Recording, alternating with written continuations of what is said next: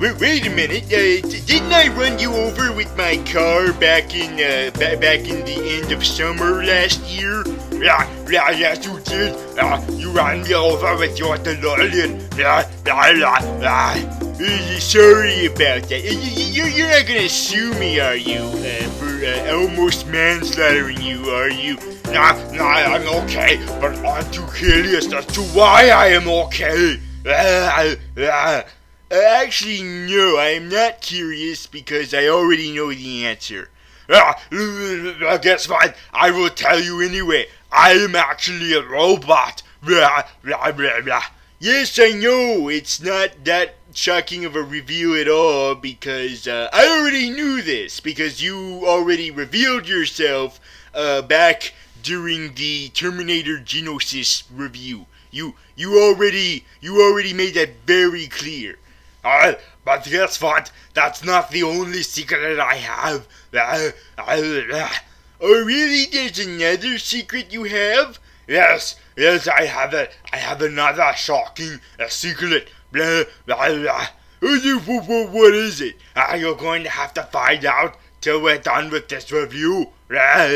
Yes, the review. This review that we have, which is for the latest blockbuster to be splattered across the silver screen, as we do, as me, Gravitalk, and all my fellow supervillains, at least the ones that I can afford to be on the show, do. We review movies during our downtime, and so we've got And so the latest movie to talk about is at least that I give enough shit to talk about, is Hail Caesar. Yes, Hail Caesar.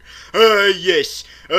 Now what's notable about this film, as I teased last episode, is that it is from a duo of directors who are very much like the director of the last film I talked about, which was Quentin Tarantino, and they're kind of similar to each other, not in style and not in regards to story. Well, there are a few similarities.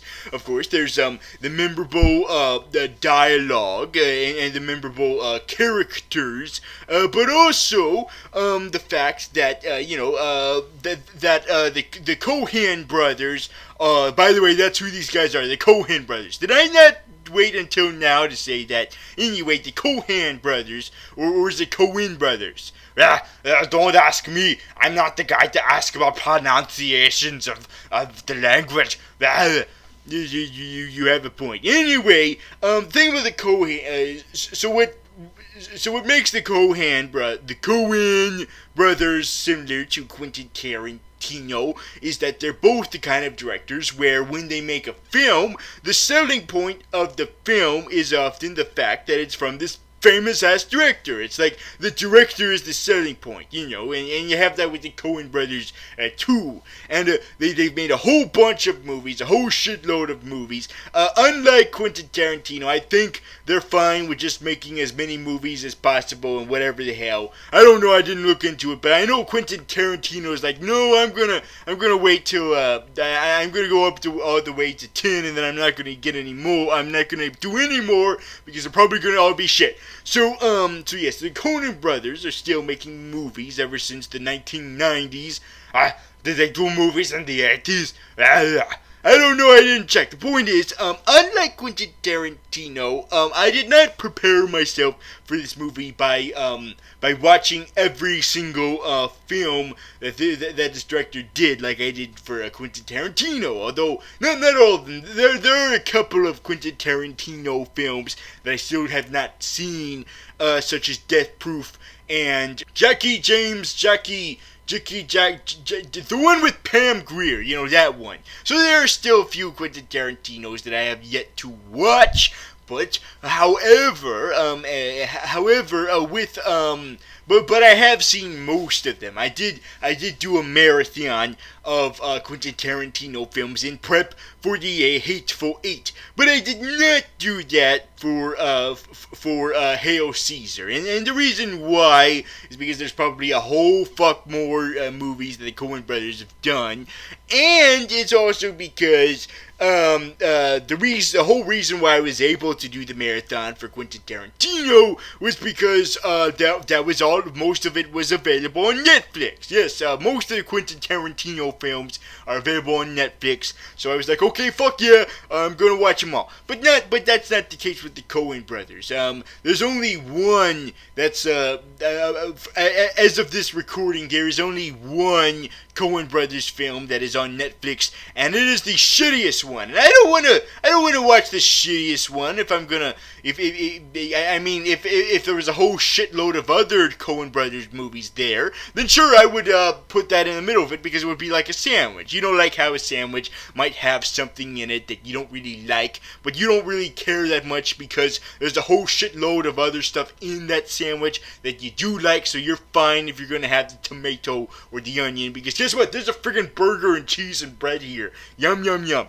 And so that is, I don't know why I keep going on around about this, but for some reason I'm gonna finish it, goddammit. So yes, so I did not binge watch all the Coen brothers films because I did not have access to all of them. Just one, and it's considered the worst of the bunch. It was the Lady Killers, and I'm like, hey, that's misogynistic, or at least I don't know. I was just judging only by the title, and I was taking it literally, so that might mean that they're not misogynistic, because they are known for creating a lot of strong female characters, like Quentin Tarantino does. So anyway, so unfortunately, I did not have proper preparation for a Coen Brothers film as I did for Quentin Tarantino, and I know maybe I shouldn't be comparing them too much, because some really passionate film buffs could be like, no, they're not the same, or they're not that similar. Quentin Tarantino's love for bloody McBludderton bloodfests, those are mandatory with his films, and with Coen Brothers, that's an optional. That's an option in their realm. That's an option. Not all of them are bloody bloods. A lot of them are actually, and I think if I'm going to keep comparing them, I should bring this up, is that, maybe what sets the Coen brothers a little bit higher than Quentin Tarantino, a little bit higher than him, is the fact that the Coen brothers might, I might get my ass smacked for this. Get ready to smack my ass, Mr. Freeze. Okay, I'll do it. I wasn't being serious. I wasn't being literal, but anyway, I think what puts the Coen brothers a little bit above Quentin Tarantino is that I do believe that they're a little bit more diverse in their filmmaking, and I know Quentin Tarantino likes to put a lot in his movies too, of diversity, but with, bloody action scenes and really dramatic scenes, and then comedy. He likes that too. The thing is, he puts that all in one movie each time, whereas the Coen brothers, like, they, even though they do that too, where they like to have murder dramas and big action, well, not big action stuff, but murder dramas and comedies, and put that into the same movie, a lot of the time, they don't just do that. They also make separate movies and dramas. This is going to be a drama over here, and this is going to be comedy over there. A flat-out drama might be No Country for Old Men, and then a flat-out comedy would probably be Oh Brother, Where Art Thou? And that's a good example that I'm going to bring up, because Oh Brother, Where Art Thou is what prompted me to watch this movie, because before, I was like, I don't know if I want to, I'm not sure. Now, you would think that I have not seen any Coen Brothers movie, but the thing was, it's just that I didn't watch any to prepare for this film. I have seen one all the way through, and it is Oh Brother, Where Art Thou? And that's what made me want to watch this movie the most, is because it seemed the most similar to that. Since, as I said before, the Coen Brothers brothers are known for being very diverse in their filmmaking. So, but the thing that that attracts me most is their comedy films, and since the one that this movie is akin to in that in regards to style is Oh Brother Where Art Thou? And that's what I was reminded when I found about this movie. When I found out about this movie, Hail Caesar. You know, it was in that same spirit. You know, it was all, you know, just like it. It's also a period piece with characters that are loosely based off of real life people, and it's got all these allegories of mythology, and it's a flat out comedy, or at least it's partly a comedy. Although I don't know what other part it is, so yeah, a comedy. And so that's what drew me to this, because I wanted to watch other Coen Brothers films. You know, I wanted to. I still haven't had a chance to watch the other films all the way through. As of this moment, Oh Brother Where Art Thou is the only one that I've seen all the way through. I've seen bits and pieces of The Big Lebowski, but I do have the intentions of eventually going back to the other films. It's just that they don't really reel me in that much. The other ones, you know, a lot of them are just flat out dramas, and you know, even though dramas are okay, I mean, you know, I think I've reviewed a drama or two on the show, but it's just that it's not my cup of tea, you know, and neither was their most recent stuff, you know, like True Grit and No Countries for Old Men. I'm like, okay, I get it. These are like probably masterpieces that will still stand the test of time, or at least True Grit will probably be more likely to. But it's not my cup of tea, you know. I don't like that one movie that stars the guy who played the interdimensional being from Men in Black 3, and it was about a bunch of sad shit happening to him. I don't want to be depressed as all fuck. Or Inside Llewyn Davis, about a homeless man who sings a lot and plays music. Like, that didn't strike me as something to watch. But this did, because it reminded me of O. Henry. So that's why not O. Henry, Oh Brother We're Out There. So yeah, that's what I got into this film. And was I disappointed? You know, did I make the right choice by going for that reasoning? Well, let's talk about it. Let's discuss that, shall we? Okay, let's do it. And now, did you see the film? Yeah, yes, I did see the film, but I barely remember it, because there was too many stuff in it to remember. Yes, that might be something worth bringing up. But before we give our overall thoughts of it, first we must break it down now. Okay, so anyway, yes, we are gonna break it down. We're gonna break down the movie bit by bit and, discuss it. Starting at the very beginning, because that only makes sense. We begin believing that we are at the wrong movie theater, because it starts very dramatic and very religiously with the sound of singing monks of monks singing.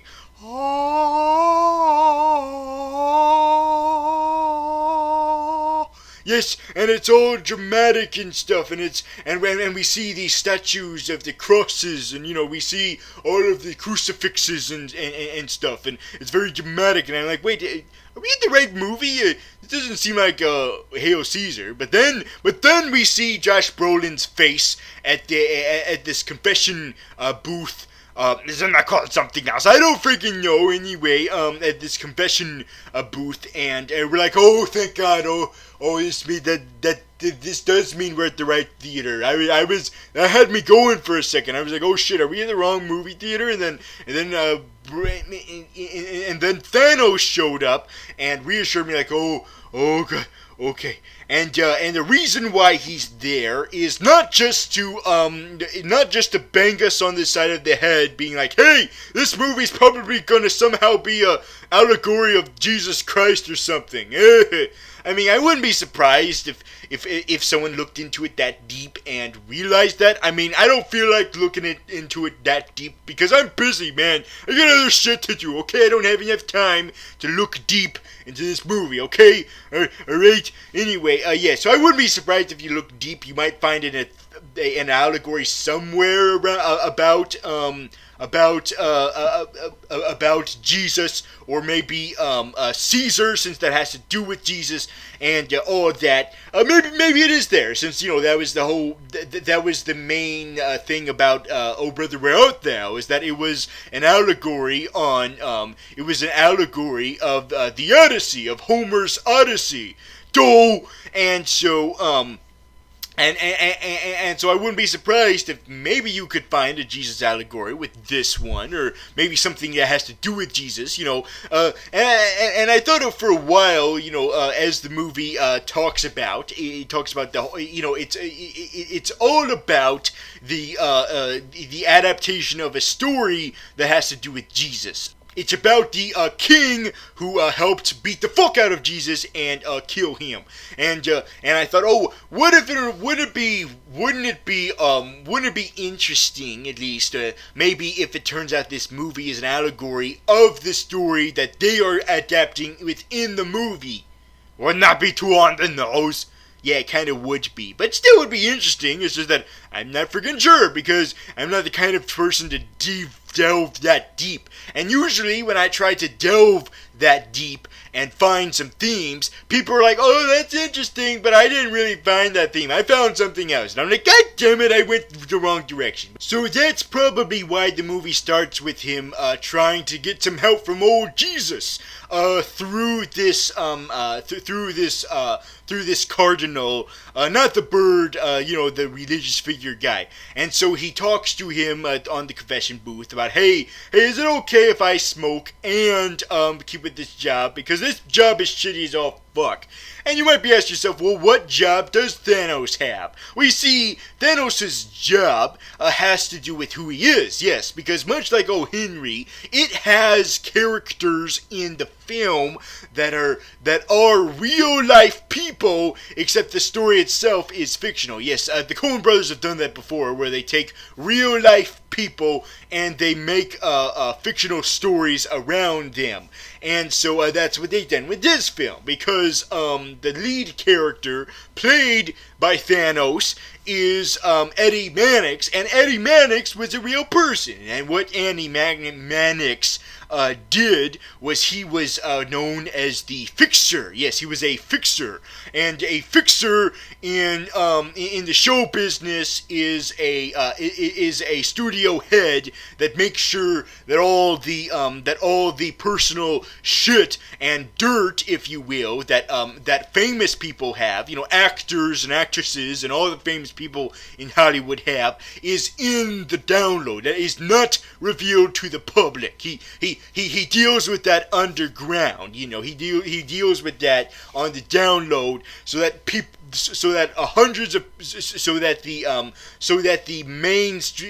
the media doesn't know about it. And that's his whole life, and he doesn't like it, because it's like he's hiding shit from people. And since there's so many celebrities out there, and they all have shit, of course, it's impossible to be a celebrity and not have horrible shit about you.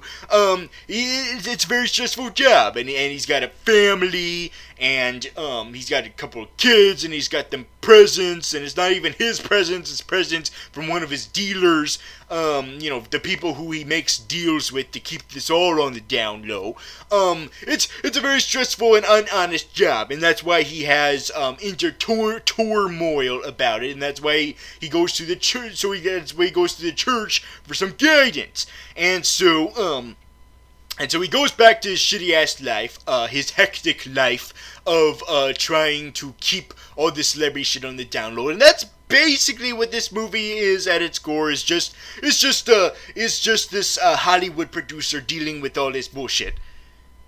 Wait a minute. I thought the stakes were a lot higher than that, judging by the previews. Blah, blah, blah, blah.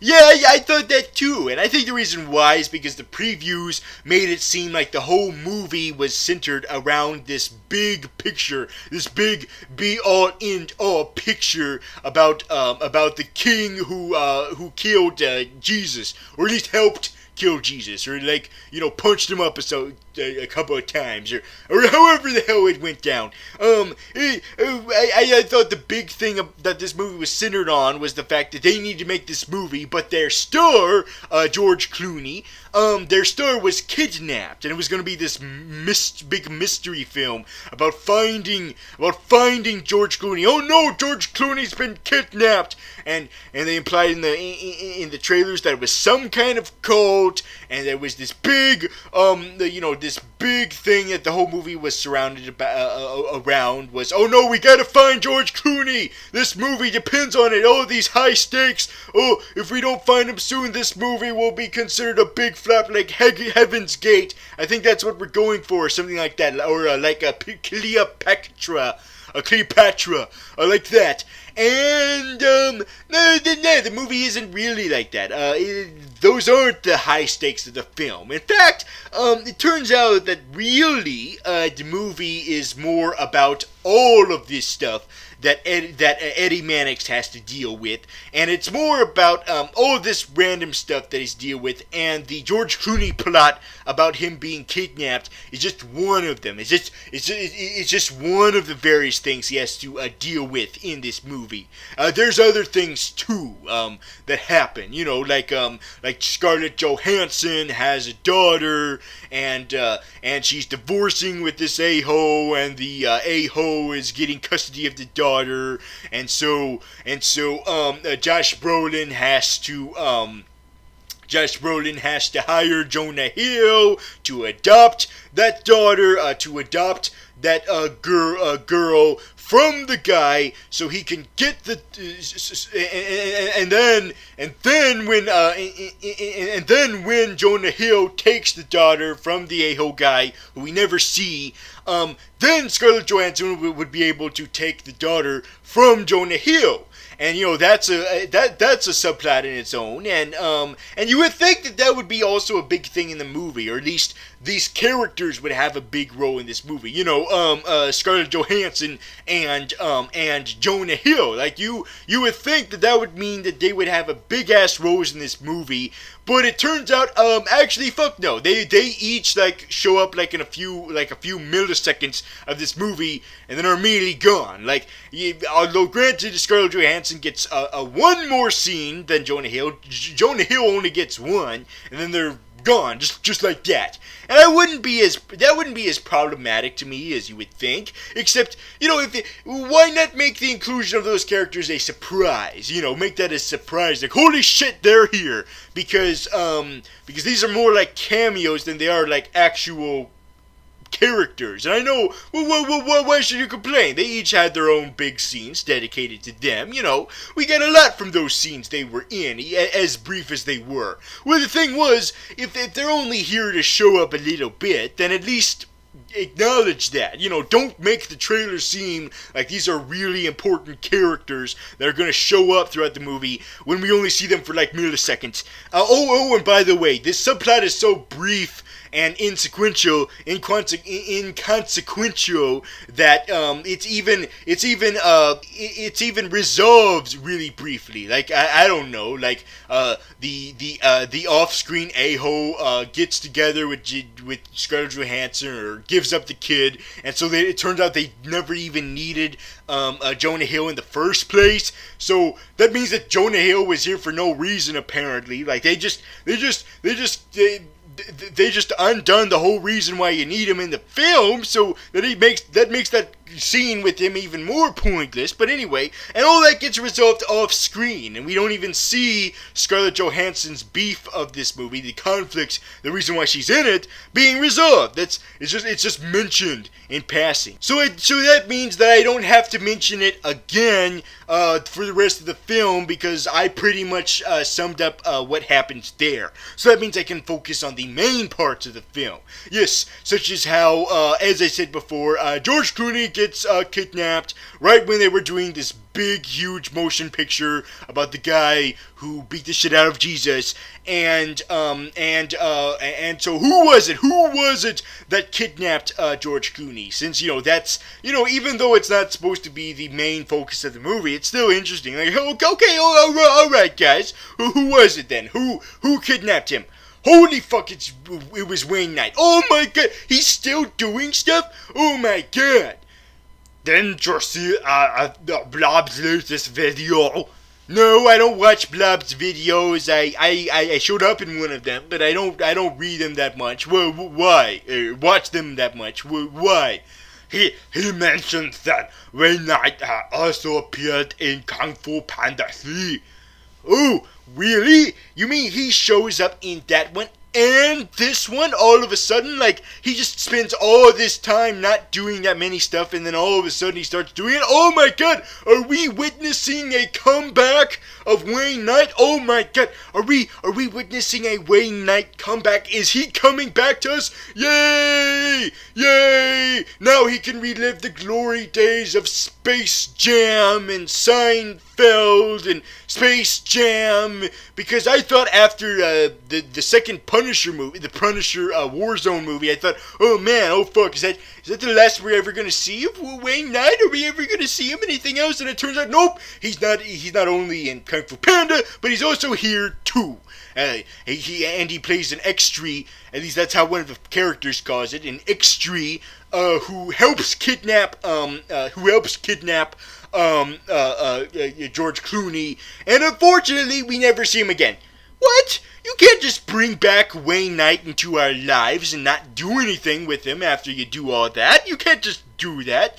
Also, it took me a little while to realize that was Wayne Knight. Like, my god, he looks completely different without glasses. Yes, and without his curly hair. Yes, and plus he's thinned out a little bit, and he's a lot wrinklier in the face now, so all of that made it a little bit hard to realize, oh, wait a minute, I think that's Wayne Knight. But that's okay that he's not in the movie for that long. You know what? Now that I think of it, I think he gets more screen time than Jonah Hill, so that's okay. Even though he doesn't get enough as much dialogue as Jonah Hill, I think he gets more screen time than him, so that's okay with me. Plus, this might mean that Wayne Knight is indeed gonna have a comeback. Yay! Wayne Knight is coming back to us. I hope he gets cast as Eugene Strouser in the Damage Control show.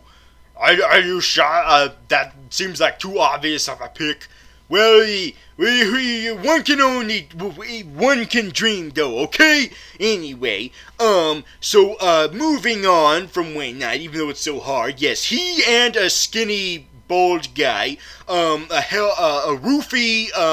roofie George Clooney. Oh god, this got serious real quick. They roofie him, but they're not gonna rape him. They're going to take him somewhere.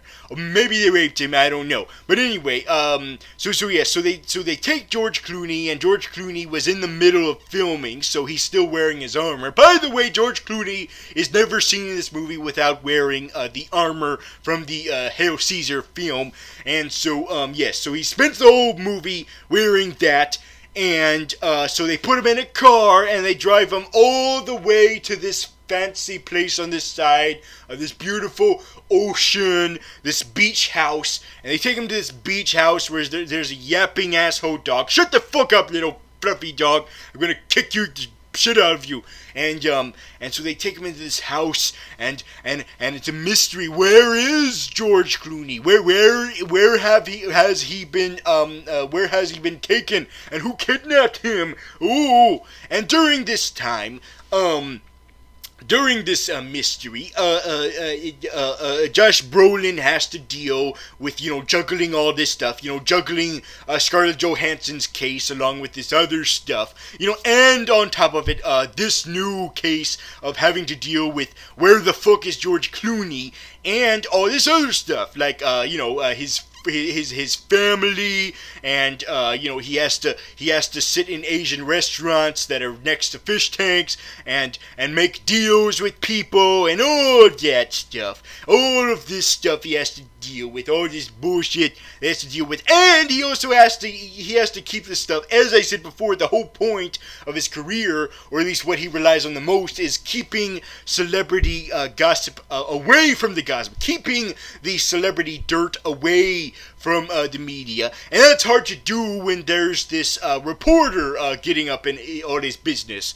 And it's not just any reporter. It's the ancient one. Yes, it's the ancient one. It's the lady who's going to be the ancient one. Yes, and she's all up in his business. And what makes it worse is that not only is she all up in his business, but so is her twin sister. Yes, she has a twin sister who looks an identical twin sister. I know I probably didn't need to clarify that, but for some reason everyone always has to make it clear when they have a twin sister whether or not it's fraternal or identical, and this one is not fraternal. It is definitely identical because they're both played by the same actress. There was a while where I wasn't sure if that was supposed to be the same character or not. Well, clearly isn't, because when one of them shows up, when one of the twin journalists show up, the other leaves, and then when that twin journalist leaves, the other comes back. And you would think that would mean they're the same character, but that's impossible, because how could they change that quickly? Also, I believe that the whole point of having identical twin journalists is because this movie is not only about films from the 50s, the old-timey films, the way they were made in yesteryear. Not only is it about that, but they're also trying to homage the filmmaking styles of those films from that yesteryear, which is why you get that montage scene in one scene. You get that. I'll get more into that later. But anyway, but also that's why we see. That's also why we have a character that is supposed to be two twins, and we never see them together to prove that they're both separate twins. The reason why we never see them together is they're trying to implement old filmmaking techniques. Back before they could afford they could afford to convincingly put them both in the same shot without making it look shitty, because, now that I think that they might have been able to do it back then, kind of, it still would have looked fake as all fuck. So, and movies back then, the prestigious ones, the non-B type movies, those types of movies, were very practical back then. They wanted to make things very practical in the way of making films. So they wouldn't want to try to pull that off. So if they had twin characters and it had to be played by one actor, then they wouldn't even try to put them both in the same scene. And I think that's what they were trying to do with this movie, is they're trying to homage old-fashioned filmmaking techniques, such as having twin characters being played by the same actor and never having them show up in the same shot.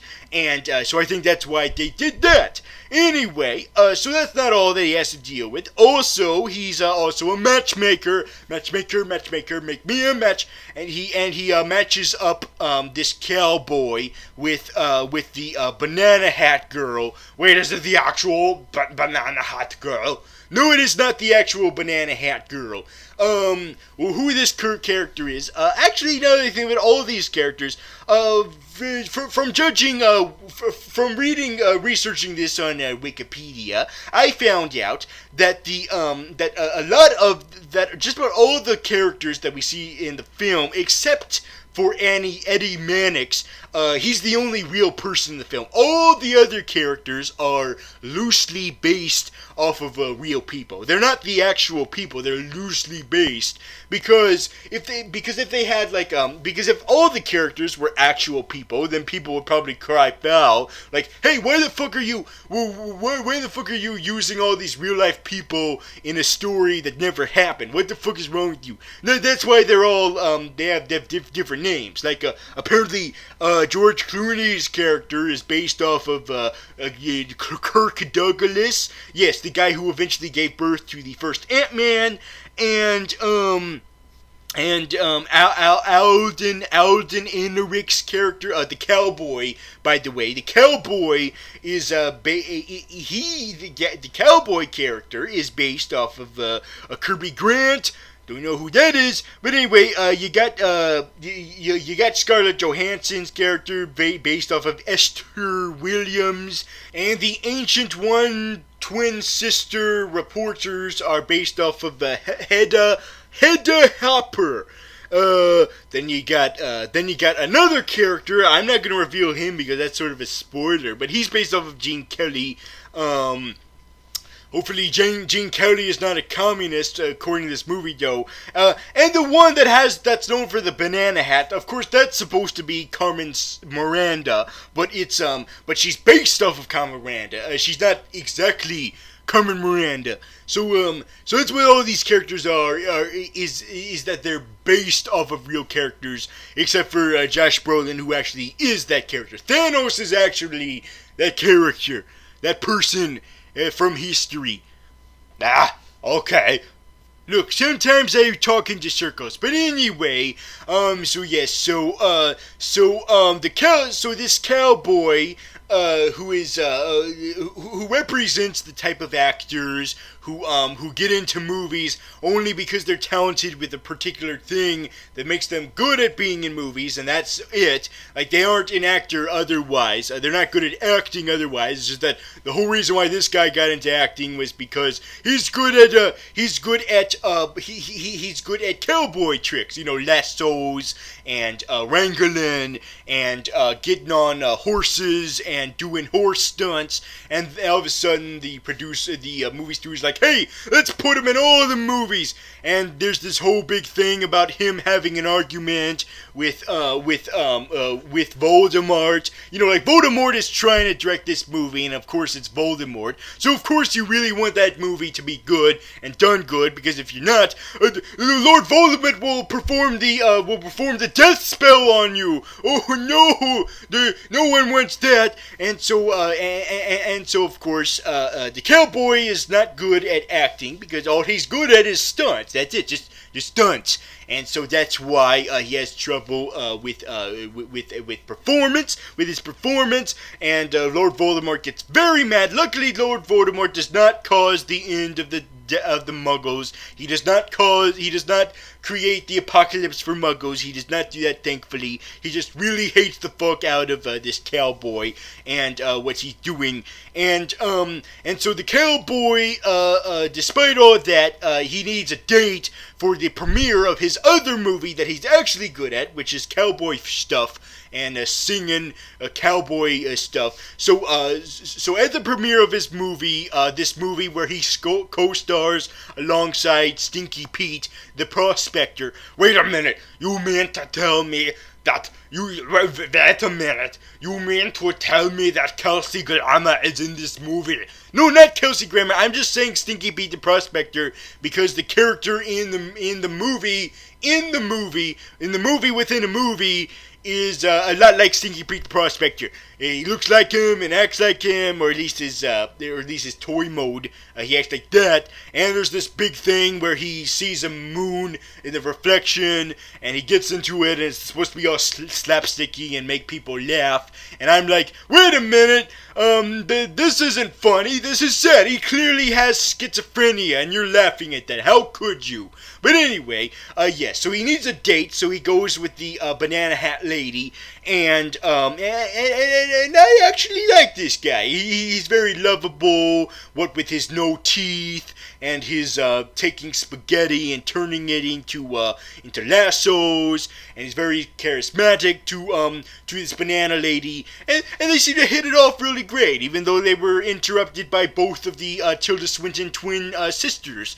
But then it was interrupted, and what was interrupted was by the other plot, and I'm a little disappointed by that, because I think the budding relationship could have gone on real great. But anyway, yes, it got interrupted by another scene, and we never saw that hanging date, that date ditch. We never saw it resolved, which I thought was very sad. And that seems to happen a lot in this kind of movies, where you see these little plot things going on, and you never really see them kind of resolve. You see these characters show up that you think will be a big deal in this movie, and they just show up thinking that they'll have a bigger deal in this movie to do later, and then don't.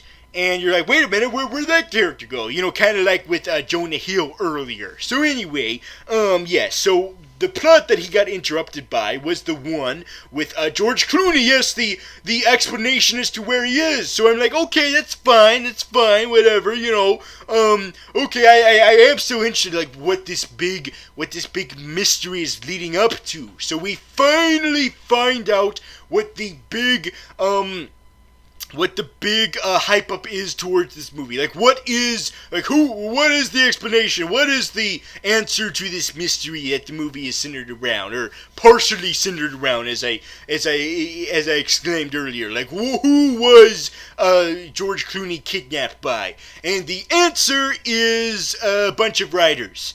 A bunch of writers who joined forces with communist Russia, because this is the 1950s and this is when Cold War begins. Well, with that kind of reveal, it does feel like something that would get a big shock out of me. I mean, it would kind of, or maybe not necessarily a big shock, but maybe like a little bit of a laugh. Like, oh, I didn't expect that. But no, I was kind of a little bit underwhelmed by that. Like, it was writers who called themselves the future, and I think and that could have been a bigger ass reveal. I feel it could have if they'd done more with it. I mean, I know they do a lot of it with it through the dialogue, but I don't know. It just didn't really surprise me that enough, or it didn't really get me excited. Now that we found out the twist, that the whole reason why this bunch of people kidnapped the George Clooney was to hold him ransom, and it's because they're underappreciated writers. And that sounds like something that I would be excited by, since that sort of is kind of a big theme in real life regarding Hollywood, is that the writers feel are very much underappreciated because everyone gives praise to the actors and the directors, but not enough to the writers. Now, that isn't really that big of a case now. I mean, there is the best writers category in like everything, but it is a little bit of a problem still. Not as big as it used to be, but then again, they probably thought that like in the mid-2000s, right before that big-ass writers' strike that affected fucking everything in 2008. So, or 2000, or was it 2007? I don't freaking remember, but anyway, so it could be a matter of showing us that history has the tendency of repeating itself, like, if the writers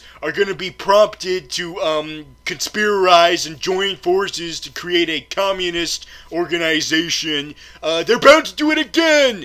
And so they join the communists, and this is all stuff that I feel like I would be more excited about than I actually am, and they convince George Clooney about it, and they give reasoning and stuff, and I guess that's something to get excited about, because they don't brainwash him, they just tell him all of this awesome stuff, and he's gullible as fuck. He doesn't get brainwashed. He's just like, oh, that's interesting. Yes. And they bring up a whole bunch of mumbo jumbo about philosophy and communism and what filming is at its core, and that it's not about art, it's more about business and economy and monopoly and stuff that went over my head completely. Did it go over your head? No. And guess what? I have a plot twist that is much more surprising than theirs. Oh yeah, I forgot you have a secret you were going to reveal. Yes, and the reason why I've kept it a secret is to show you that I am capable of having a better payoff to a mystery than this movie does. And here is my payoff. I am a robot! Oh, fucking god, my fucking god. What? Isn't it so shocking? Isn't it so shocking that I turned out to be a robot the whole time? No! We just had this conversation 40 minutes ago, Freeze! We just had this conversation 40 minutes ago. I already know you're a robot. In fact, you knew that I know you're a robot, and then you said that you had something else to reveal to me. Do you mean to tell me that that thing that you were going to reveal to me, that you clarified, was not that you were a robot, was that you were a robot? Yes, exactly. Yeah. Oh my fucking god. Oh god. You know, by comparison, you know what, the plot twist of this movie is much better, because at least it wasn't something I was expecting, you know, because that probably would have been worse if it was a reveal that I saw coming a mile away. It probably would have been worse. Instead, it was something I wasn't expecting. I mean, I still wasn't as whelmed by it as I had hoped, but still, it was still a surprise. Still was something I didn't see coming, was that, oh, it was writers! And another thing that I didn't see coming was the fact that Channing Tatum was behind the whole thing. Yes, Channing Tatum, because there was a scene earlier where Josh Brolin had to pay the ransom because the super team of super riders had put together the reason why they kidnapped George Clooney was to get enough money, as an offering to their leader, to the mastermind of this whole plot, to join forces and become a part of the communist Russia brigade. And they were trying to put enough money for the offering of their leader, and their leader was friggin' Channing Tatum. And so Josh Brolin had to put a shitload of money into a suitcase, and he had to take that suitcase to a location where one of the conspiracy members, of the conspiracy writer members, was going to take. And it just so happened that that location was where Channing Tatum was having this song and dance number as a sailor. And that's another highlight of the movie, is that when they introduce scenes, they always introduce it right in the midst of a movie scene, of a movie scene, so that you feel like you're watching a completely different movie, and then realize, oh wait a minute, they're just shooting that movie, like they did that with Hail Caesar, George Clooney's Roman epic. They did that with Scarlett Johansson's movie where she is a mermaid, and there's like this giant mechanical whale that like eats her or something. I don't know what the fuck that's all about. I think it's a remake of Heart of the Sea, I think. I could be wrong on that. But or a reverse remake, a pre-make. And you also have that cowboy movie where he is riding on a cowboy, and then he does a bunch of cowboy tricks and he shoots people, and of course they don't miss because that's movie logic. And this too, where Channing Tatum has a musical number with a musical number about being a sailor before World War I, I think, which is supposed to add to the irony that he turned out to be a communist the whole time, a communist mastermind. And it's very interesting too, because when they film all this, you would think that they would include all the parts where when they're filming it they have to go cut and then film it another way and then cut, film it another way. But no, they just show the musical number all the way through. Like, holy fuck, that's how dedicated they are. Or maybe that's how films were made back then, with their musical numbers. But But wait a minute, wait just a minute. You mean to tell me that this movie ends with the twist, with the reveal that Channing Tatum was behind the whole thing? Didn't we just see a movie that was exactly like that? Oh yes, you're right. Oh my god. Yes. Oh, Hateful Eight was like that. Hateful Eight also had a surprise appearance by Channing Tatum, who turns out to be behind the whole thing. Holy fuck! Oh, but Quentin Tarantino and the Coen brothers probably didn't know that. It was Channing Tatum. He probably knew that. Oh my god, he's also a mastermind in real life too. Oh god, Channing Tatum cannot be trusted. Gambit cannot be trusted. We had to cancel Gambit because the guy behind it is an evil mastermind psychopath.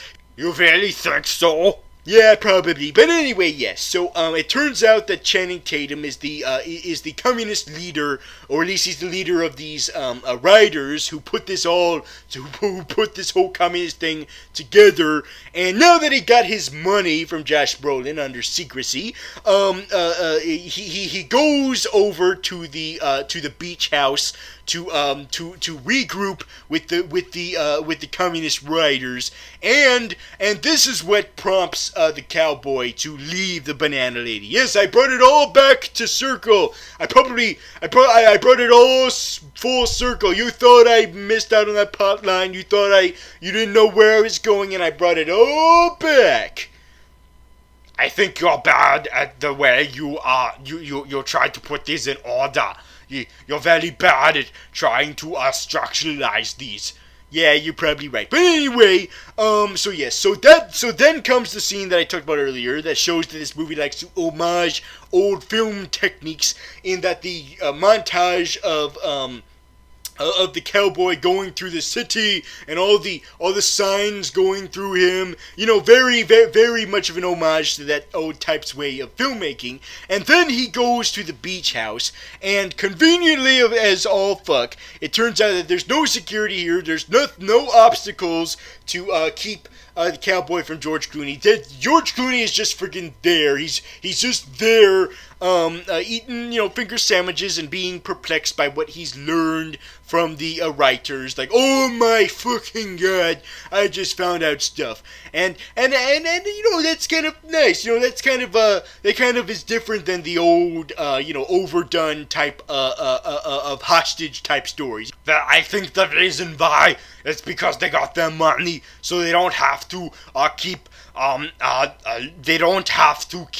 George Clooney held captive anymore. They can just leave him there and just let him go back if he wants to. Yeah, that's probably it. They just want to leave him there so because they're done with it. They probably don't even give a fuck that he's that they kidnapped him. They're like, okay, we got our money. Let's just get the fuck out of here. Let's just leave George Clooney here. He's not important. So the cowboy returns to take George Clooney back to Capitol Pictures. That's something I'll talk about later. The fact that it's called Capitol Pictures. But anyway, so where did the communists and Channing Tatum go? Where did they go? Well, it turns out that they went to reenact that famous painting of George Washington across wherever the fuck he was. I'm not good at history, okay? So anyway, so they recreate that scene with Channing Tatum as George Washington, and the little puppy dog is there. And the reason why they are rowboating their boat all the way to the ocean is to meet up with Dolph Lundgren. Yes! Oh my god, Dolph Lundgren, he's such a great co-star from the Expendable movies. Oh, I love him so much. Yes, Dolph Lundgren is in the movie. Too bad we never freaking see his face, because he gets covered by shadow. It's like, why the fuck would you have Dolph Lundgren there, reprising his role as, basically reprising his role as Ivan Drago, basically, just to not even show his freaking face. He just shows up there to collect Channing Tatum. Like, hey, Channing Tatum, come with me. We're going to go to Russia, and I'm going to beat the fuck out of Rocky, and I'm going to kill his best friend Apollo. Don't you want to do this? Don't you want to come with me on this journey? We'll also beat the shit out of the robot. that was given to Paulie, and then we'll beat that shit out of Paulie too, I guess. And then we're gonna kill Tommy Gunn. Won't that be great, Channing Tatum? And Channing Tatum's like, yes! And I'm gonna leap off of this boat to remind people that I was the sailor from earlier, because they probably already forgot.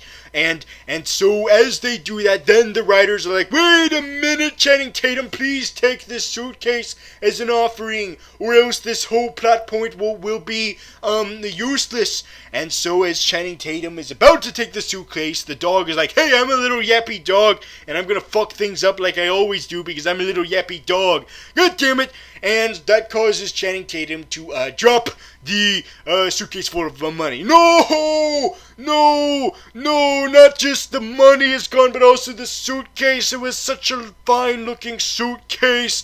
Oh no! And so Channing Tatum's like, fuck that, I like this dog more then. So he gets into his submarine, and then the submarine goes down, and the writers are left there for, I guess, the rest of the movie and all of eternity. Like, for all I know, they're probably still there on that boat. They're like skeletons. It's a tourist destination. Like, people go there to this very day. It's like, hey, look, there's that boat full of writers who used to be communists, who try to be communists, and they're skeletons now. Ooh, ah. So anyway, so after the cowboy drops George Clooney back at Capitol Pictures, we never see the cowboy again either. God damn it! It feels like there's a lot of characters that show up not to have closure, like that one lady with the scarf that got caught in the film machine. Like, we never saw her storyline resolve. Well, maybe that's because she had no storyline. It's just that she got choken by a scarf and that was it. Yeah, that's it. Other than again, maybe her storyline did get wrapped up because she got the scarf out of the machine, which means, yay, that storyline is resolved, I guess. Anyway, so all that's left in this movie is the fact that George Clooney has seen the light. He knows too much now. He knows about what's going on in the film industry now. That it's a capitalist society, and it's another one of those bangings on the head. Because guess what? What's the name of this studio? Guess what's the name of this film studio? It's Capitol Pictures. Oh, it's so surprising. It's a big twist. Oh. You don't seem to be too impressed by that. Well, I'm not, but at the same time, I know it's the way of doing it, but it just feels too much on the nose. But wait a minute, maybe they're doing that on purpose. Maybe they're doing it on purpose that this is too much on the nose. Maybe this is all just a big fuck you to the audience. And there's even more of a reason why, later, because right now George Clooney doesn't want to be in filming anymore because he realizes that the entire industry is all a hoax and it's all about capitalism and stuff and more stuff that goes over my head. And then Thanos, Josh Brolin, is like, hey, wait a minute, you're just making this movie longer than it has to be. No, don't do that to me, George Clooney. No, I'm gonna slap the fuck out of you, okay? I'm gonna slap the fuck out of you now, okay? Alright, this movie ends when I says it ends, okay? You are going to go there, you're gonna do your line again, you're gonna do it, and you're gonna make and you're gonna continue this movie, and you're gonna make this movie keep going. And I don't mean the movie we're making, I mean this actual movie that Graviton and Mr. Freeze Robot are watching, okay? We gotta keep this movie going, and the only way to do that is to slap the fuck out of you so you can do what I tell you to do. And then George Clooney, he looks like a defeated child now. Like, oh, okay, Mama, I'm sorry. I'm gonna do the movie now. And so he goes back to doing the movie, and it's this big setup about how his character has this big inspirational speech, and Clancy Brown is there, and what sounds like Michael Cera as Jesus is there. Probably not Michael Cera, but it sounds like him. Maybe that is him. But anyway, so they're all there to witness George Clooney's amazing speech that he has at the very end of the movie about destiny and whatnot, and the Jesus and all of that, only for George Clooney to fuck it all up because of a joke that was set up at the beginning of the movie. Oh, that was kind of funny, I guess. Like, holy fuck! They made a whole callback all the way to the end of the movie. And you would think that that would be a perfect place to end the movie, you know, like a callback to something beginning of the movie. That's like, it's like setting up all this dramaticness just to pay off for the joke. You would think that's a perfect place to end the movie, but nope. Josh Brolin is like, no, fuck you. I still need to go with this. I still need to wrap up my personal backstory. And I'm like, really? Are you sure? Are you sure we need to wrap up your personal storyline in this movie? And Josh Brolin's like, yes, you fucking do. I need to go back to that confession booth. I need to go back to that cardinal and tell him that I've decided that I'm gonna keep doing this job. At first I wasn't sure. At first I was gonna be like, I'm gonna quit. But then I realized, you know what? No, fuck it. No, I'm going to keep goddamn going. I'm gonna keep going with this job. I'm gonna keep going with being this guy who fixes things, who keeps all of this celebrity dirt on the download and make sure it all gets resolved without anyone knowing about it. I'm gonna keep doing it. Okay, now the movie is over, and right before the movie is over, we hear Dumbledore from Harry Potter, the second Dumbledore, of course, because the first Dumbledore died. Of course, so why the fuck would you hear his name in this movie? Why would you hear his voice? That would be like ghosts or something. No, we hear the second Dumbledore's voice, and the second Dumbledore's voice is all like us. And now I will tell you this commentary on filmmaking in general, and how it all is, and how filmmaking is a capitalist thing, but it is also art at the same time. And then we're going to show the directors' names of the Coen brothers at the end of the movie to make you think. And now the movie is over. Oh boy. So yes, so as the second Dumbledore exclaims, the thing with this movie is I can't tell if they're trolling us or not, because they make it seem very pretentious at the end, like about commentating on filmmaking in general, on the whole aspect of filmmaking, and whether or not it actually is art or is just a business. And then they're like, we're gonna leave you to think about that. Anyway, here's the directors of the movie, and at the same time, I'm like, wait a minute, I actually more want to think that they're trolling us, because right now the Coen brothers are known as those directors who like are perfect, like everything they make is freaking gold, and when they make something that is less than gold, everyone gets in a hissy fit, which is why Lady Killers is considered as horrible as it is, because people are like, hey, that's not as good as what they've done, that's not their best work, what the fuck, they need to keep topping themselves. So maybe what they decided to do is, because they know that, their best work is probably behind them, and they realize, you know what, we're not doing this for all of this praise, that's not why we did this, although it might be part of the reason why we do that. We appreciate the praise, but we don't intend to be this, to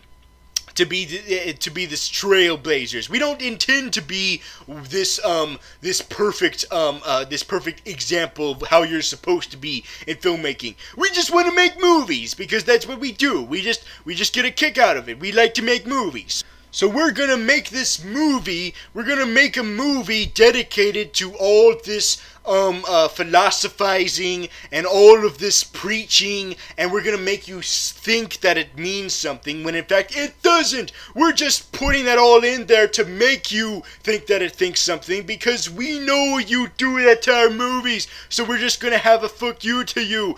Ooh. So does that mean you hate the movie then? No, I don't hate the movie. In fact, I like it for that. They're having fun with their audience. They're not punching their audience in the face necessarily. They're not giving them the middle finger. They're just friendly. They're just poking them. They're just giving them a little poke, like, hey guys, poke, poke.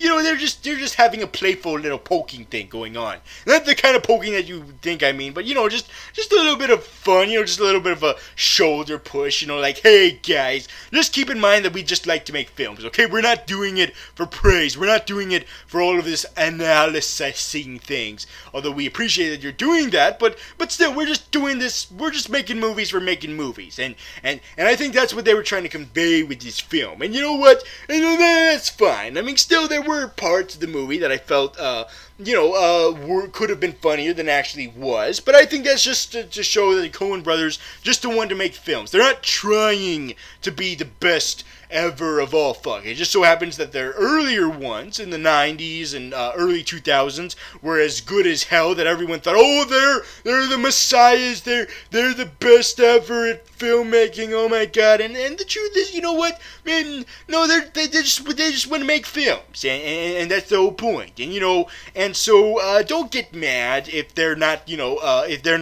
making movies up to the status where it's no longer Oscar material, because this movie was not nominated for an Oscar, although I'm not sure what the legality of that is, because it was technically released before this year's Oscars, but at the same time, wouldn't that mean that we wouldn't be eligible for Oscars until next year? But I kind of doubt that this will be nominated. Kind of like how, A Hateful Eight was not nominated, It's like, because Quentin Tarantino and the Coen brothers aren't making films to be Oscar films, like some people, I won't point any fingers, but anyway, they just want to make the films for the hell of it, and they probably could care less if they get nominated or not. They just want to make films, and they just have to accept it. They're not always going to be these masterpieces and the pinnacle of how to make films. Sometimes they just want to make a film, and then they do, and that's that. And so that's the movie, everybody. That is Hail Caesar. And so let's rate the movie now, shall we? Okay, Mr. Freeze, would you prefer the audiences to either watch this movie or be in a room with a rabbi and a pastor and a priest and someone else who a Benedict Cumberbatch, all in a room arguing about how exactly God is supposed to be? I would watch the movie because that would be a very uncomfortable experience, being with all those religious figures trying to make the movie politically correct. Yes, and that's another good thing about the movie, now that I brought that up, is that, they do show about how history repeats itself, about how, even back then, they were having issues with political correctness, trying not to offend people, and that's something we sure as hell are experiencing nowadays. Anyway, I would also prefer to watch this movie over that, because even though it's not a masterpiece, keep in mind is, just because the Coen brothers were freaking good at it before doesn't mean they have to always top themselves. Sometimes they can just make a fun movie where, you have a chance to see what the industry was like back in the old days. Even if it's not factually accurate, since it's a bunch of actors that were made up for the movie, and I'm pretty sure none of them ever became communists, although some of them maybe did, I don't know. But anyway, yeah, so sometimes you just want a movie, like the Coen brothers did, that's a love letter to that history. It's not trying to tell any particular story that actually happened in history. They just want to take the history and show it in their own way, in their own story. Like, take the material of film history and use it to tell a unique story that has not been told yet. And that's what they did with this movie, and that's why I recommend watching it instead of spending your days with a priest and a Benedict and a pastor and a rabbi fighting to the death. Although now I think that they weren't really fighting to the death, as they were having like a sort of like a playful argument. It wasn't like the kind of argument you expect, that it was like really passionate and burning for each of their own outlooks on God. No, it was more like if you actually put these two people together, they would like keep their composure and they would, not raise their voices or anything, but they would still be like, hey asshole, my God is different than your God, okay? God damn it. I like it for that aspect, that depiction of the religious leaders, that they wouldn't actually outright fight each other. They would just be posed, but still be like, yeah, you're right and I'm wrong. Okay? Alright, so anyway, so that's the movie, everybody. That was Hail Caesar. So I will see you guys, next time. Oh boy, next time. Oh boy, that's gonna be a doozy. Well, do you know what is not a doozy? Or do you know what's even bigger doozy than that? What? What's your big doozy? No, that sounds disgusting. My big doozy is that I have an even bigger twist. Are you setting me up for disappointment again, Mr. Freeze? Okay, listen, Mr. Freeze, I already know you're a robot. What other twist could you possibly have? The other twist is that if I turned out to be a robot the whole time, then there is an actual Mr. Freeze out there. Who is the real Mr. Freeze? Since it's not me, it must be someone else. Oh my God, I never thought of that. Holy shit, that is an awesome twist. If you're a robot, then that means the real Mr. Freeze is still out there. Holy fuck. Yes, I finally got you. I finally surprised you with an actual surprising twist. Oh, but who is it? Who is the real Mr. Freeze? What is he like? Where is he? Oh, wait a minute. I just realized who it is. It's the one from Gotham, isn't it? The young one. It's from the Gotham TV show, isn't it? Yes, that's the surprise! Oh, that's kind of disappointing. At first I thought, oh, wait a minute, is it a new depiction of Mr. Freeze? But then I realized, it's just the real Mr. Freeze that's not a robot imposter like you is the one from Gotham. That was a disappointing payoff. Hey, you disappoint me yet again, robot Mr. Freeze. Now I'm even less interested in the actual Mr. Freeze. I would actually prefer you.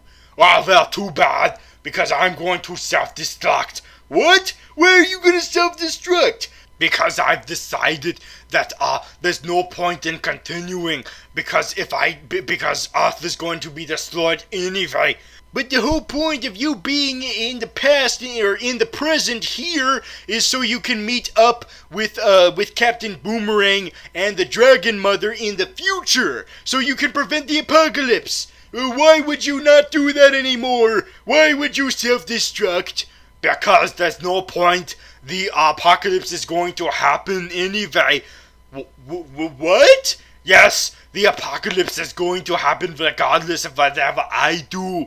It is? Yes, and there is only one person who can stop it. Who is that? It is... Oh shit, I'm going to self-destruct now. Oh no! Oh god, that was horribly timed. Oh, he is so bad at timing things. Good god. Oh no. Oh, who's gonna save us from the apocalypse now? Oh no. Oh, I need to do something about this. I need to do something. Wait a minute. I just realized something. There was sort of a cliffhanger like this back when I did the Project Almanac movie. I had an interview with myself from the future and he friggin' died. And I thought, oh no, does that mean that I'm gonna die? And it turned out, nope, I'm perfectly fine. And I did nothing to prevent my own death. So maybe that means that that's how I'm gonna prevent this apocalypse. By doing nothing. Because if I try to, then that might be what causes the apocalypse. You know, it would be like the ending of a Twilight Zone episode. So I'm not going to try to prevent the apocalypse. I'm just going to sit back and review more movies. Like the one next week. And oh boy, oh God almighty. Oh man, this is going to be hard because it's going to be a real big meta type movie. Like this is the kind of movie that everyone's gonna look at me and be like, is a certain someone gonna show up since they're known for doing a lot of meta stuff? Mr. Gravitalk, is this certain someone gonna show up? And I'm like, oh god, this is too much pressure. Oh boy. So we'll see you next time, if there is a next time, to see how this pans out. Oh, God.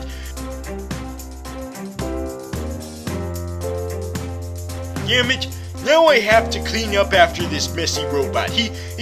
How could he explode and just expect me to pick up all of his parts? God damn it. I'm gonna have to pick up his slippers and his tattered robe and his head. It's a pretty nice head. I might sell this on eBay. But it won't be enough to make me feel better about the bullshit I'm gonna have to deal with next week. Oh, is he gonna show up? Is he gonna show up? And I'm like, no, it's too predictable, god damn it. I'm gonna have to take precautions next week to make sure that you know who doesn't show up. You know what I mean. Oh god, I'm talking to myself. Oh wait a minute, I'm not talking to myself, I'm talking to this robot head. Or am I talking to this squid thing? Oh, decisions.